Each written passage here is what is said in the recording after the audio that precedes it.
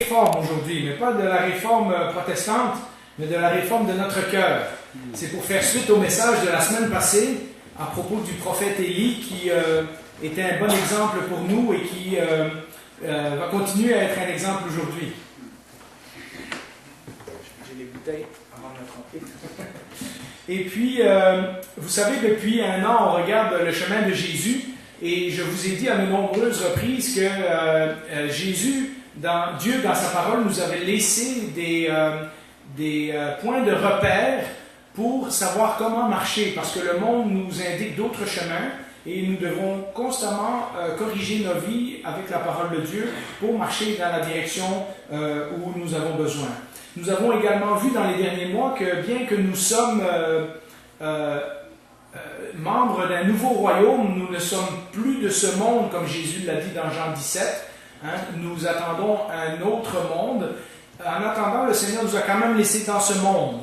Et le fait que nous sommes partis de la création avec tous les autres êtres humains nous rappelle que nous avons quand même des devoirs et des responsabilités dans le monde actuel. Et comme Jésus l'a dit, il ne veut pas nous enlever du monde, mais il veut nous préserver du mal. Il veut nous préserver du malin. Et donc, nous avons commencé à regarder la semaine passée des exemples bibliques de compromis. Et cette semaine, nous allons voir que même des personnes comme Élie peuvent être pris dans une autre tentation dont on va parler. Alors, je ne lirai pas un texte biblique tout de suite parce que nous allons lire l'histoire d'Élie un petit peu plus loin. Je vais commencer avec l'introduction et on pourrait mettre la première image et vous constaterez qu'il y a deux personnages dessus, Esther et Jonas. Confrontés dans le monde auquel nous vivons aujourd'hui, certains de nous ne veulent pas faire de compromis et tombent dans une autre extrême que celle de Esther. Si Esther, la semaine passée, représentait les croyants qui n'osent pas se distinguer du monde, qui, au moins pendant un temps, essayent de fitter, essayent de ressembler aux autres, essayent de faire les coutumes et de faire les choses pour un peu passer inaperçus parce qu'ils ne veulent pas trop être dérangés. Jonas représente tout à fait l'opposé. Jonas représente celui qui se moque complètement de ce que le monde pense. Il est possessif. Nous avons vu, vous le savez, c'est mon prophète préféré, nous avons vu pendant 15 semaines comment Jonas pense que lui a la vérité et tout le monde d'autre dans l'histoire se trompe, y compris Dieu. Nous avons vu qu'il était évasif, quand Dieu essaie de le confronter, jamais il répond. Il s'enfuit toujours sans parler à Dieu, jusqu'au moment où il n'a pas le choix et qu'il doit faire face au Seigneur. Il est fâché contre tous ceux qui ne sont pas d'Israël. Tant qu'à lui, ils peuvent bien tous mourir.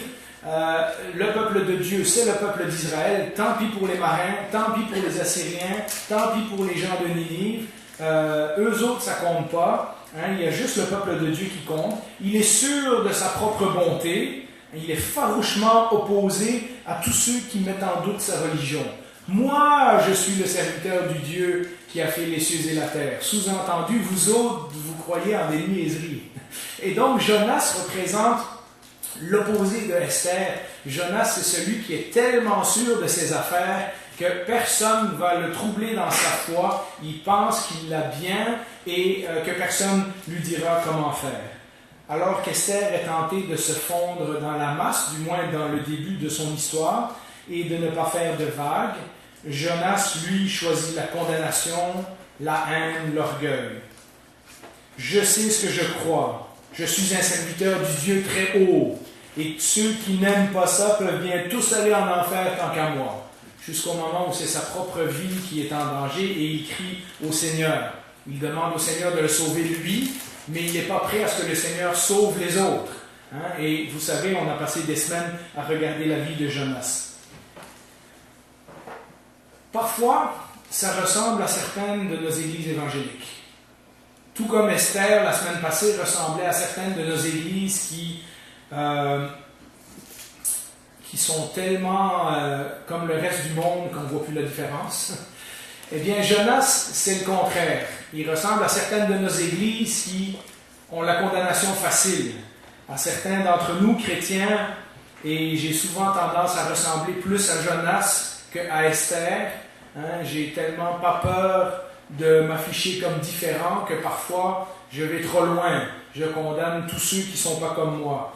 Évitez de se mêler aux étrangers. Mes amis, c'est des amis chrétiens.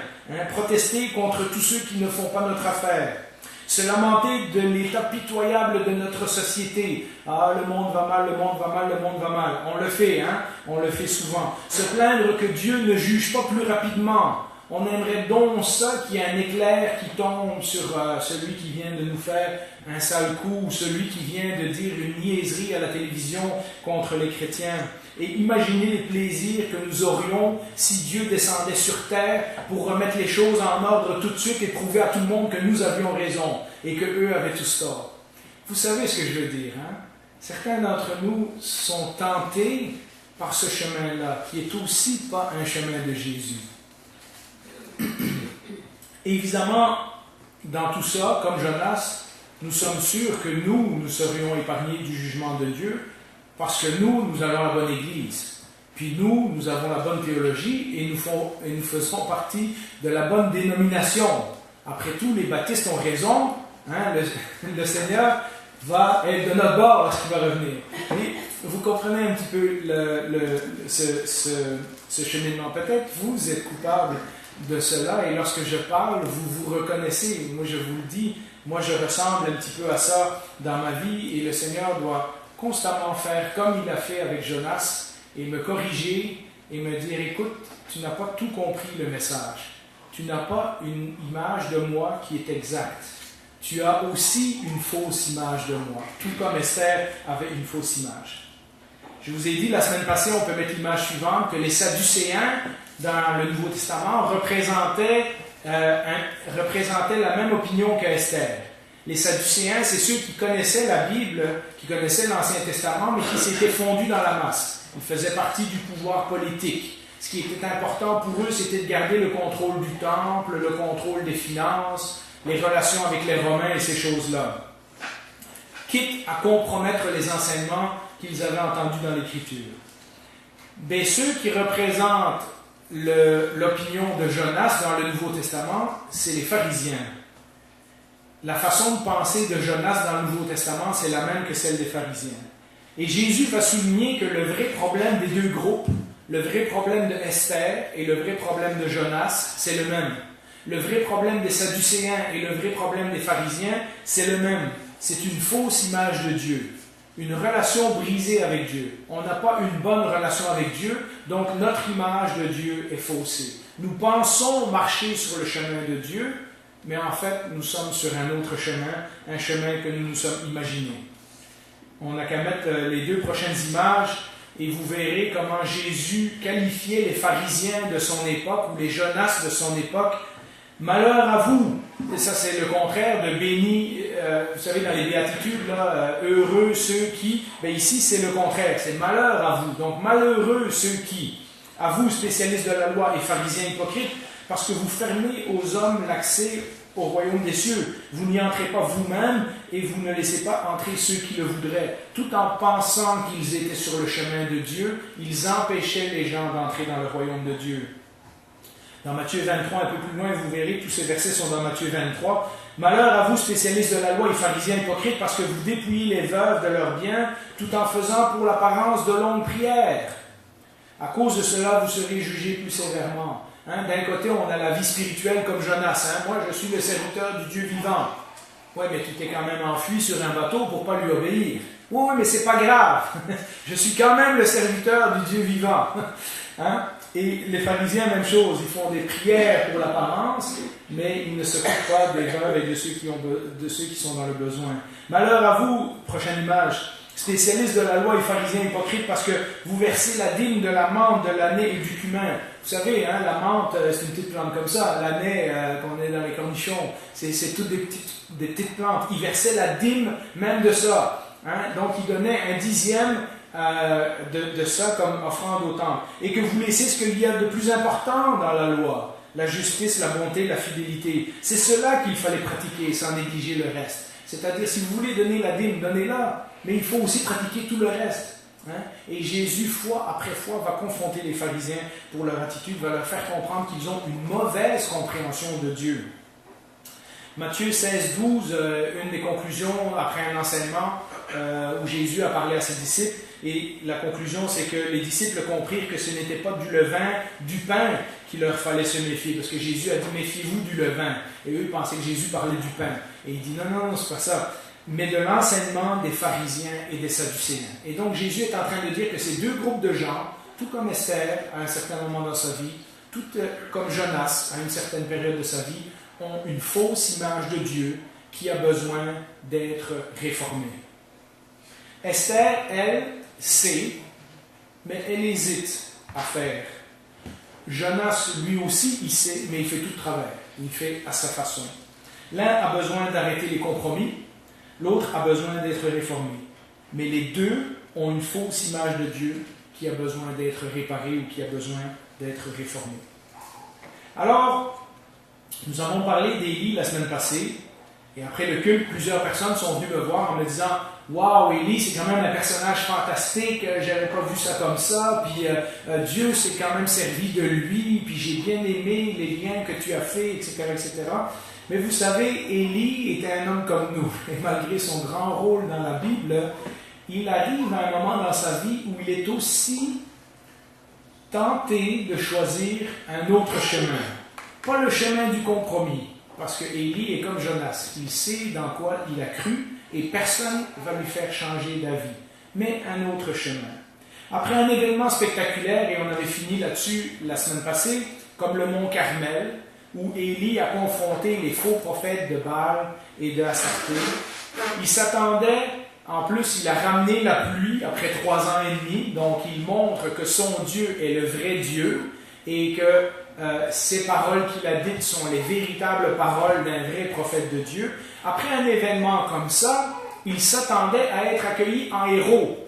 Mais lorsqu'il court devant le char du roi pour arriver à Jérusalem, à Samarie avant lui, Jézabel entend parler que Élie a fait tuer les faux prophètes et elle jure qu'elle va avoir sa peau.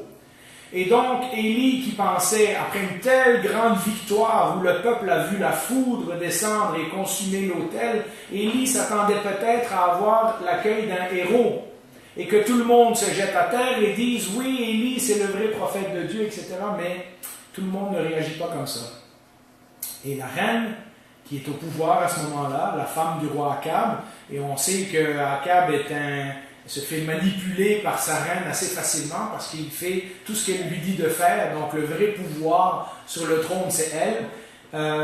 Elle dit je vais tuer Jonas et je vais tuer Élie, pardon. Et Élie doit s'enfuir de nouveau. Après la victoire où Dieu a finalement prouvé qu'il était le véritable Dieu et que Élie était son véritable prophète,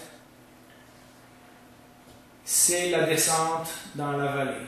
Tout à coup, rien ne va plus. Élie s'enfuit d'abord au pays de Juda. Il était dans le royaume du Nord. Là, il s'enfuit dans la sécurité de Juda. Mais après avoir marché une journée dans le désert, il décide qu'il veut mourir. Il n'en peut plus. Et nous arrivons à cette triste conclusion. On peut mettre l'image au tableau dans 1 Roi 19. Or, la parole de l'Éternel lui fut adressée. « Que fais-tu ici, Élie » Il répondit, regardez bien ceci, ça sonne comme certains d'entre nous parfois. « J'ai déployé tout mon zèle pour l'Éternel, le Dieu de l'univers. En effet, les Israélites ou les Québécois ont abandonné ton alliance. Ils ont démoli tes autels, ils ont tué tes prophètes par l'épée, ils ne veulent rien savoir de la Bible. Je suis resté moi seul et ils cherchent à m'enlever la vie. » Donc, comme si ce n'était pas assez que j'étais tout seul, en plus, ils veulent me tuer. Après avoir vu tous les miracles que tu as fait au travers de moi, ils ne veulent quand même pas se repentir, ils cherchent quand même à m'éliminer. Et on comprend que Élie est au désespoir, il a vraiment ce qu'on a déjà dit, la vision tunnel, il ne voit que l'obstacle devant lui, il a perdu tous ses points de repère, il a perdu sa vision, sa mission. Élie a aussi besoin d'avoir sa pensée réformée. Un grand prophète comme le prophète Élie arrive aussi à un point dans sa vie où son cœur a besoin d'être retransformé pour correspondre à l'image de Dieu. Dans peu de temps, le Seigneur, après cet épisode, le Seigneur va lui apprendre qu'il y a encore des milliers d'hommes qui sont fidèles. Mais pour le moment, Élie se sent seul. Pour le moment, sa vision des choses est déformée. À force de vivre en marge de la société païenne, et nous avions dit la dernière fois que c'est une bonne chose parce qu'il ne se laissait pas influencer par les opinions et les traditions de sa société. Mais à force de vivre en marge de la société païenne de son temps, Élie est devenu convaincu qu'il est le seul fidèle. Il est devenu convaincu qu'il est le seul sur qui Dieu peut compter, qu'il est le dernier survivant qui est encore fidèle au peuple de Dieu. Mais en plus, il est sûr que le peuple est perdu, car ils ne se sont pas rangés de son bord, même après avoir vu un miracle comme le mont Carmel. Si, après avoir vu la foudre du ciel tomber sur l'autel, le peuple ne décide pas encore de suivre Dieu, alors il n'y a plus rien à faire.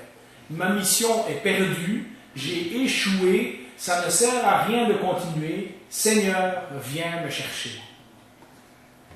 Si nous regardons le contexte, et on n'aura pas le temps de lire toute l'histoire aujourd'hui, mais si vous ne l'avez pas fait, je vous invite à le faire cette semaine. Votre devoir, c'est 1 Roi 19 et les chapitres qui suivent, de 17 à 24 à peu près.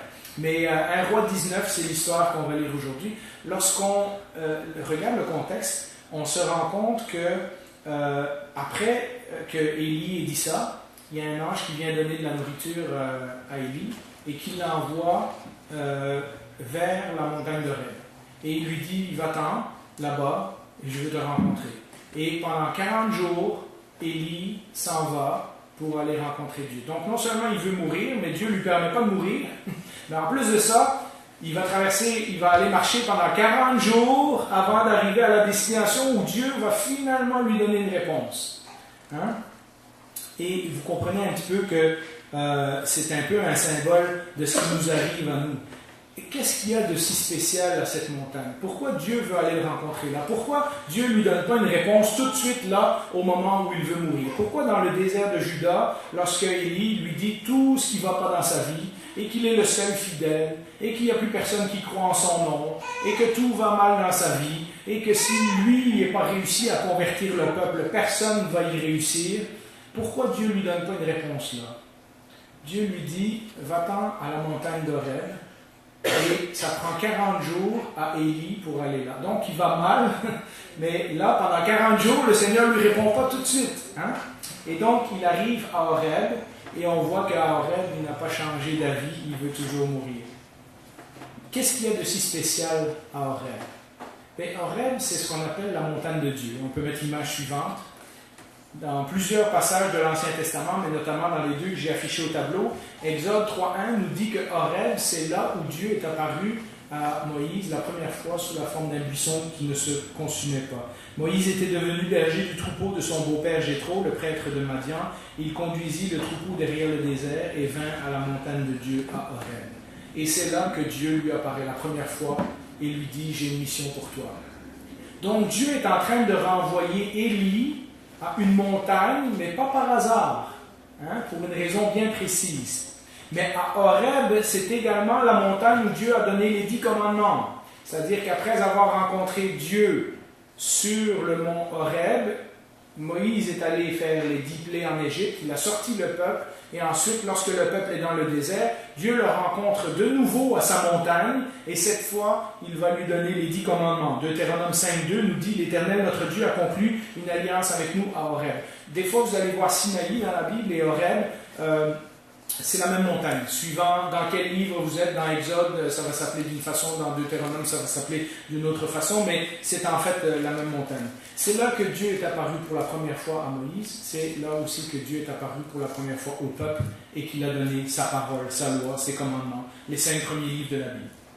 Et c'est là, lorsque après 40 jours, Élie a marché dans le désert et se retrouve tout seul à la montagne où Dieu est apparu à Moïse la première fois, que nous lisons l'histoire suivante. Et là, nous pouvons mettre l'histoire. 1 Roi 19, et on va lire les versets 11 à 18, il y a 2 images. L'Éternel dit, parce qu'Élie est dans une caverne, l'Éternel dit, sors et tiens-toi sur la montagne devant l'Éternel. Et l'Éternel va passer. Si vous êtes familier, vous vous rappellerez que Moïse a eu la même expérience. Il a voulu voir Dieu, et Dieu a dit, tiens-toi dans le creux du rocher, et je vais passer devant toi. Devant l'Éternel, il y eut un vent fort et violent qui déchirait les montagnes et brisait les rochers. Mais l'Éternel n'était pas dans le vent. Après le vent, il y eut un tremblement de terre. L'Éternel n'était pas dans le tremblement de terre. Après le tremblement de terre, il y eut un feu, comme celui qui est descendu sur l'autel. Étonnamment, l'Éternel n'était pas dans le feu. Après le feu, il y eut un murmure doux et léger. Quand il l'entendit, Élie s'enveloppa le visage de son manteau, sortit et se tint à l'entrée de la grotte. Et voici qu'une voix lui fit entendre ces paroles. Même question, différents endroits. Que fais-tu ici, Élie? Même réponse, il répondit, j'ai déployé tout mon zèle pour l'Éternel, le Dieu de l'univers. En effet, les Israélites ont abandonné ton alliance, ils ont démoli tes autels, ils ont tué tes prophètes par l'épée, je suis resté moi seul, et ils cherchent à m'enlever la vie. L'Éternel lui dit, après un moment de discussion, l'Éternel lui dit, vas-y, poursuis ton chemin dans le désert jusqu'à Damas. Et il lui redonne une mission qu'on ne lira pas, mais je vais laisser en Israël 7000 hommes, j'ai fait une faute là, 7000 hommes, ce sont tous ceux qui n'ont pas plié les genoux devant Baal et dont la bouche ne l'a pas embrassé. Et donc, au moment de sa révélation, qui est dans un murmure doux et léger, le Seigneur est en train de dire à Élie, tu penses que tu es tout seul, mais ce que tu ne sais pas, c'est qu'il y en a 7000 autres qui sont fidèles. Et ils sont dans le pays. Et lorsque ça sera le temps, je vais me servir de eux. Mais toi, tu as une mission. Qu'est-ce qui s'est passé? Parce que là, on lit le récit, on dit, ah ben oui, le Seigneur lui a parlé, puis tout à coup, ça va mieux.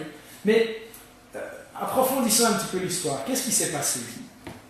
Mais si vous vous rappelez, et on peut mettre l'image suivante, si vous vous rappelez, ou que vous connaissez cette histoire dans Exode, aux alentours des chapitres 19 et 20, lorsque l'Éternel est apparu à Moïse, la première fois sur la montagne, il est dans un buisson qui brûle et qui ne se consume pas. Donc déjà, ça fait peur. On a un arbre qui est en feu, puis Moïse doit enlever ses sandales parce que Dieu lui dit que c'est un lieu saint. Donc il y a quelque chose de très impressionnant dans ce geste-là. Mais lorsque le peuple d'Israël campe autour de la montagne et que Dieu est en train de donner les 10 commandements, qu'est-ce qui se passe? Tout l'épisode est caractérisé par des éclairs, du feu, de la fumée, des tremblements de terre, au point que le peuple dit à Moïse, « Toi, vas-y parler à Dieu, parce que nous, on a trop peur de s'approcher de la montagne. » Et donc, peut-être que Élie, en allant à la montagne de Horeb, s'attend à ce que Dieu se manifeste de nouveau de la façon dont il s'est manifesté à Moïse, avec des éclairs, des tremblements de terre et du feu.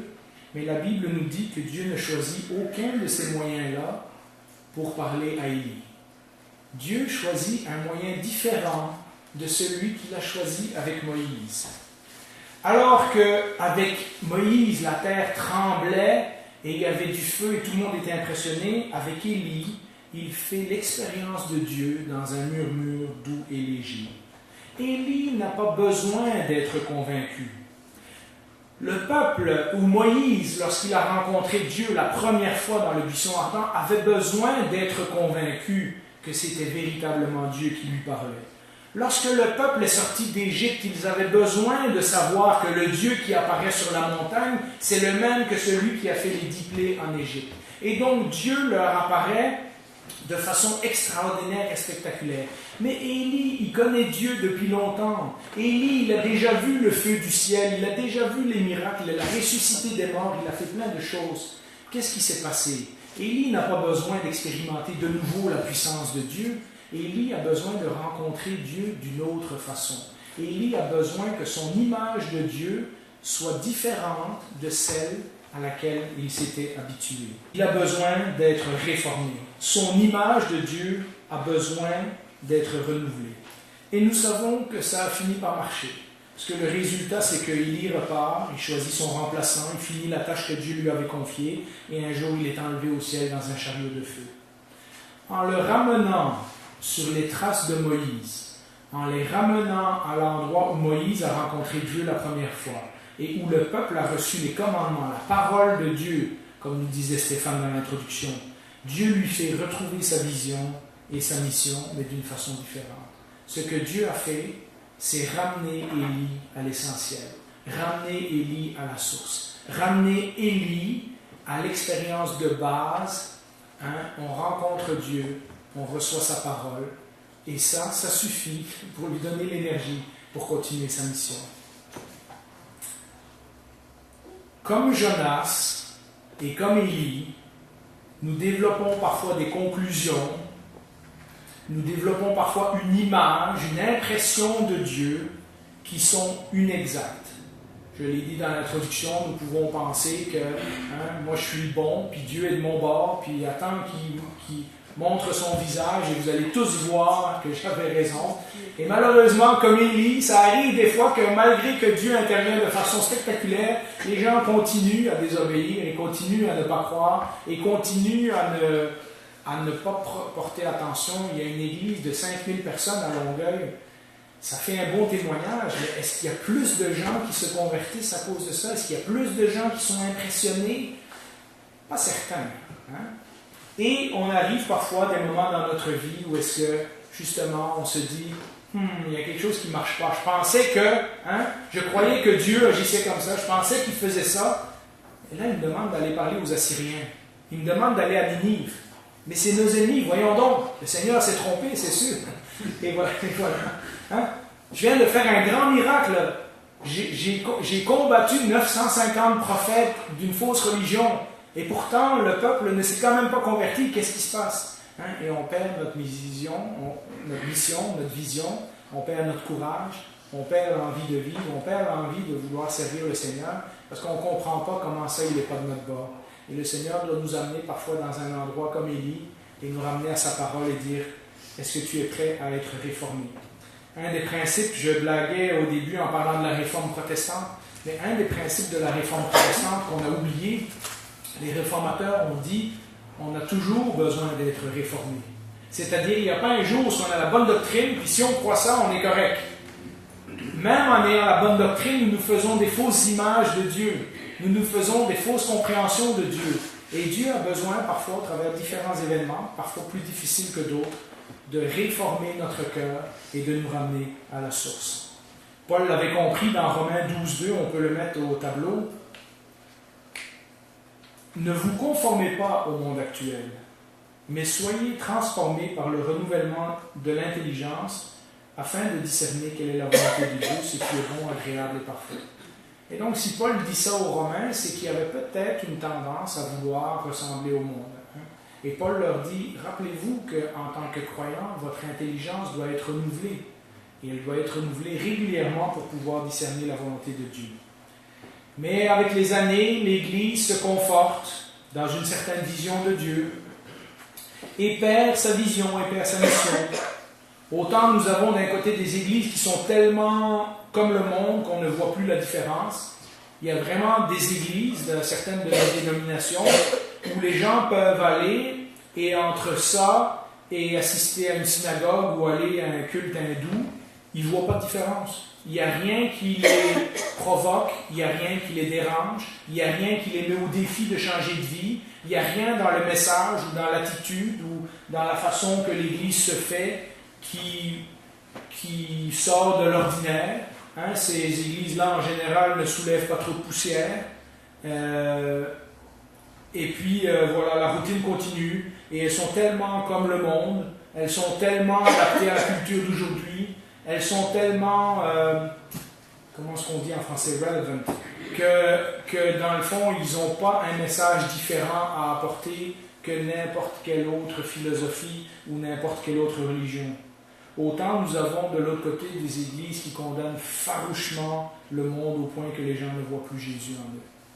Quand vous allez sur Papineau et que vous voyez un verset de la Bible déformé, le salaire de ton péché c'est l'enfer, puis c'est écrit en rouge avec des flammes, ça ne donne pas tellement envie de rentrer dans cette église-là. On se demande si on va y voir Jésus ou si on va y voir les flammes de l'enfer. Vous comprenez ce que je veux dire, On tombe parfois de l'autre côté, certains de nos téléévangélistes sont prompts à condamner le monde et à attirer le jugement de Dieu sur eux. D'autres, c'est le contraire, on veut être pareil comme le monde, on est cool, on est gentil. Et vous voyez, entre Esther et Jonas, on est pris entre deux tentations qui semblent des bonnes façons de marcher, mais qui ne sont pas le chemin de Jésus. C'est beaucoup plus facile, d'une façon comme d'une autre, de se faire une image de Dieu avec laquelle nous sommes confortables. Ou bien on pense que Dieu, il aime tout le monde, puis tout le monde y est beau, tout le monde y est gentil, puis c'est le genre de Dieu qu'on croit, puis on ne soulève pas trop de vagues. Ou on croit au contraire que Dieu est un Dieu sérieux, puis son jugement, puis sa parole, c'est vrai, c'est noir et blanc, puis si tu ne fais pas, un éclair va te tomber dessus, etc. Et vous voyez, les deux nous donnent une fausse image de Dieu, une fausse vision de Dieu. Les deux images ont besoin d'être réformées. Mais c'est plus facile, lorsque nous nous sommes fait une idée comme ça, de vivre avec cette image-là, parce qu'on est confortable. C'est le genre de foi auquel on croit, c'est le genre de Dieu auquel on s'est habitué, c'est le genre d'église dans laquelle on va, puis on est à l'aise dans ce genre d'église-là. On pense que d'une certaine façon, notre vie spirituelle est sous notre contrôle, parce que dans le fond, on s'est fait une image de Dieu qu'on peut contrôler. Mais alors, il arrive des événements bouleversants, comme dans la vie d'Élie, comme dans la vie de Jonas, où Dieu nous envoie quelque part où on ne veut pas aller, comme dans la vie d'Élie, où tout à coup, les miracles qu'on pensait performer ne convainquent pas les gens autour de nous, comme dans la vie d'Esther, où tout à coup, tout son peuple est menacé d'être exterminé, parce qu'elle ne veut pas se tenir debout pour ce qu'elle croit. Il arrive des événements bouleversants dans notre vie qui nous obligent à questionner tout ce qu'on croyait en Dieu.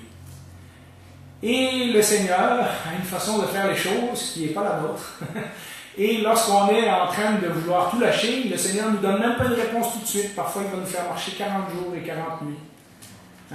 Ça veut dire que le Seigneur va permettre une longue période de temps où on va devoir réfléchir, penser, lire la Bible, prier, essayer de retrouver notre base, ce qu'on avait cru au début, changer notre image de Dieu, changer notre compréhension de Dieu. 40 jours pendant lesquels Dieu est en train de réformer notre cœur avant qu'il nous apparaisse de nouveau et qu'il nous dise maintenant, j'ai une nouvelle mission pour toi. Un de ces événements bouleversants, parfois, c'est la conversion. Le jour où vous comprenez qui Jésus est et ce qu'il a fait pour vous, ça peut complètement changer votre vie. C'est comme les éclairs et le tonnerre sur le mont Sinaï. C'est le jour avant, on n'était pas chrétien, et ce jour-là, certains d'entre nous ont vécu des conversions comme ça. Un jour, on était un méchant païen, et le lendemain, notre vie était transformée. J'ai entendu les témoignages de plusieurs d'entre vous, je le sais que c'est comme ça. Certains d'entre nous, la rencontre avec Dieu, la première fois, est bouleversante, parce que Dieu transforme radicalement et de façon spectaculaire qui on était. En général, cette journée, je le disais, ressemble à une démonstration de puissance, comme Dieu qui apparaît à Moïse. Mais un autre événement, qui est bouleversant, c'est quand on vit notre vie chrétienne depuis un certain temps et qu'un obstacle majeur nous arrête. Que nous faisons face à une difficulté qui est au-dessus de ce qu'on avait imaginé. Et là, on veut tout lâcher et on dit à Dieu, viens me chercher. Je suis le seul. Personne ne me comprend. Ils sont tous des païens. Ils ne veulent rien savoir de toi. J'en peux plus. Viens me chercher. C'est à ce moment-là que le Seigneur nous parle par une voix douce et par un murmure léger. La tâche des prophètes dans la Bible est très simple. Ils doivent présenter Dieu comme il est exactement. C'est-à-dire un Dieu vivant, pas un Dieu faux ou mort ou quoi. Un Dieu est présenté comme je suis celui qui est. Donc celui qui est vivant de toute éternité. Présent, quand Dieu dit à Moïse, je suis celui qui est, ça veut dire je suis là, présentement. Je ne suis pas un Dieu du passé, je ne suis pas un Dieu du futur, je suis là. Et personnel, je suis. Un Dieu personnel. C'est comme ça que la Bible nous présente Dieu. Et Moïse et Élie sont tous les deux des prophètes, on peut mettre la dernière image, non, l'avant-dernière. Moïse et Élie sont tous deux prophètes de Dieu à des moments critiques dans l'histoire du peuple d'Israël. Moïse est prophète lorsque le peuple est en train d'être formé. Et Élie est prophète lorsque le peuple doit être réformé. Vous vous rappelez, la dernière fois, j'ai dit, ça faisait une 50aine d'années que le royaume sont séparés en deux. Et rapidement, le royaume du Nord, là où Élie prêche, s'est complètement détourné de la foi de David et de Salomon. Ils ont construit d'autres temples, ils ont introduit d'autres idoles, etc. Ça fait à peine 50 ans, là. Et ils sont déjà sur la mauvaise voie. Et on sait que Dieu va leur envoyer prophète après prophète après prophète après prophète pendant plusieurs centaines d'années pour essayer de les réformer. Malheureusement, ça n'arrivera pas. Le peuple sera condamné à être assimilé par les Assyriens et il ne restera que les 2 tribus du sud. Mais Élie a été envoyé à un moment crucial dans le peuple de Dieu. Le moment où le peuple avait besoin de comprendre qu'ils s'en allaient dans une mauvaise direction et qu'ils avaient besoin d'être réformés. Moïse parle à un peuple qui vient de sortir de l'Égypte et qui ne connaît que les dieux égyptiens et les faux dieux et qui a besoin d'apprendre qu'il y a un véritable Dieu. Un véritable Dieu qui s'occupe de eux. Élie parle à un peuple qui a tout connu ça, mais qui est retourné au faux Dieu de Canaan, le pays duquel ils étaient supposés tous les chasser. Donc le peuple d'Élie n'est plus le même peuple que celui de Moïse. Ils ont, eux, la vérité, ils la connaissent, mais ils sont retournés vers les faux dieux. Et ils doivent aussi réapprendre qu'il n'y a qu'un seul véritable Dieu, Yahweh. Mais Moïse et Élie prêchent le même message, la parole que vous avez entendue. La parole que vous avez entendue la première fois, ou la parole que vous avez oubliée et que vous avez besoin de réentendre. À Horeb, c'est l'endroit où Dieu a donné sa parole la première fois. C'est l'endroit où Dieu a donné ses 10 commandements et toutes les lois qui ont suivi. Et c'est étonnant que autant à l'époque de Moïse qu'à l'époque de Élie, Dieu a amené les gens à sa parole. Dieu a amené les gens à l'endroit qui était absolument essentiel. Et voilà notre secret si nous ne voulons pas nous écarter du chemin de Jésus. Si nous ne voulons pas marcher sur le chemin de Jonas, si nous ne voulons pas marcher sur le chemin de Esther, nous avons besoin de revenir au chemin de Jésus. Mais ce n'est pas tout. On peut mettre la dernière image. Il est fascinant de constater que ces 2 personnages, Moïse et Élie, sont présents lorsque Jésus est transfiguré. Jésus, le Nouveau Testament nous dit la véritable image de Dieu, à la fois pleine de puissance, comme le Dieu de Moïse, et en même temps plein de douceur, comme le Dieu de Élie. Et nous avons besoin de connaître les 2 aspects pour avoir une vraie image de Dieu. Jésus, en compagnie de Moïse et de Élie, est en train de résumer tout ce que l'Ancien Testament avait enseigné. Oui, Dieu est fort et puissant. Il est capable de parler dans des éclairs et dans le tonnerre et dans les tremblements. Il est capable de faire descendre sa parole du ciel et la graver avec ses doigts sur des tablettes de pierre. Mais Dieu est aussi capable de nous parler par un murmure doux et léger. Et Jésus a les 2 aspects dans sa vie. Lorsqu'il confronte les pharisiens, il n'est pas tendre. Lorsqu'il va dans le temple et qu'il renverse les tables des changeurs d'argent, etc., il n'est pas tendre.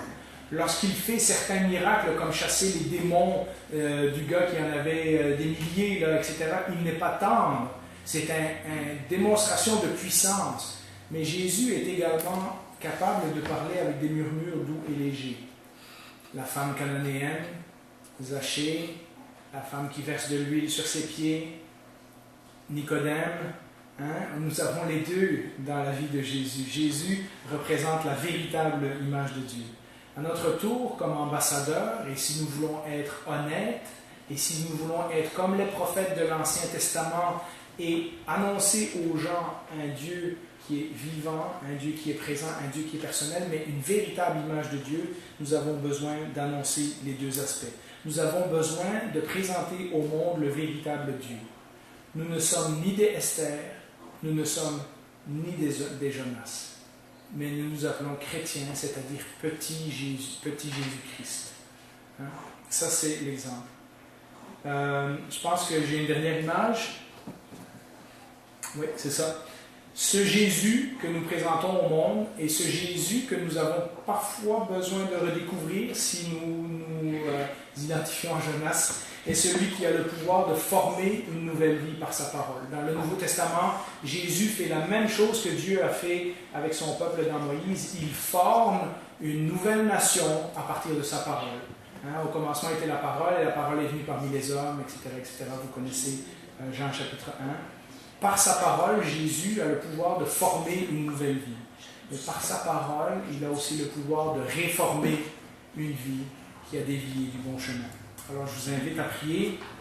Peut-être nous pouvons prendre quelques minutes en silence pour examiner nos cœurs et regarder si peut-être nous ressemblons à Esther, si nous ressemblons à Jonas, si peut-être nous ressemblons aux 2, suivant les circonstances de notre vie, Si parfois nous sommes comme Élie découragés et que nous avons besoin de retrouver une véritable image de Dieu, et cette véritable image, elle se trouve en Jésus, elle se trouve dans la parole qui nous a déjà été révélée.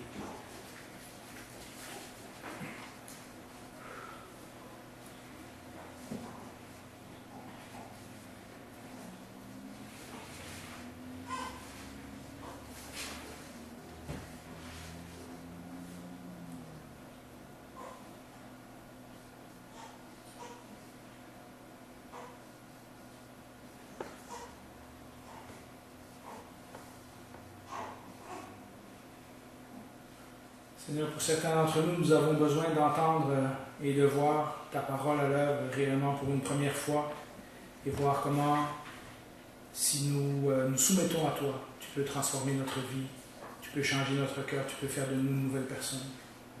Pour d'autres qui sont chrétiens depuis longtemps, nous avons peut-être pris les plis de Jonas et de Élie et nous nous sommes fait une image de toi qui n'incluait qu'une partie. Et là, nous vivons des bouleversements et nous avons besoin de retourner à ta parole pour comprendre qu'est-ce qui nous arrive. Nous vivons des obstacles, nous avons l'impression que nous sommes les seuls fidèles, nous avons l'impression que personne ne nous comprend. Seigneur, peut-être tu es en train de nous faire passer ces 40 jours et 40 nuits dans le désert afin d'aller te rencontrer. Peut-être nous sommes en chemin justement vers cette montagne d'Horeb, peut-être nous sommes en chemin pour retrouver cette parole qui nous a fait tant de bien à notre conversion. Seigneur, que l'on soit dans une catégorie ou dans l'autre, nous savons que dans les deux, nous ne marchons pas sur le chemin de Jésus. Notre désir le plus cher, c'est de suivre ton chemin parce que c'est celui qui nous a promis la vérité et la vie éternelle. Alors Seigneur, ce matin, regarde nos cœurs, regarde nos sentiments, aide notre volonté, aide-nous, si nous passons par des difficultés, à traverser ces difficultés jusqu'à ce que nous entendions de nouveau, par un murmure doux et léger ou par des tremblements de terre et du feu et des éclairs, jusqu'à ce que nous entendions à nouveau ta parole.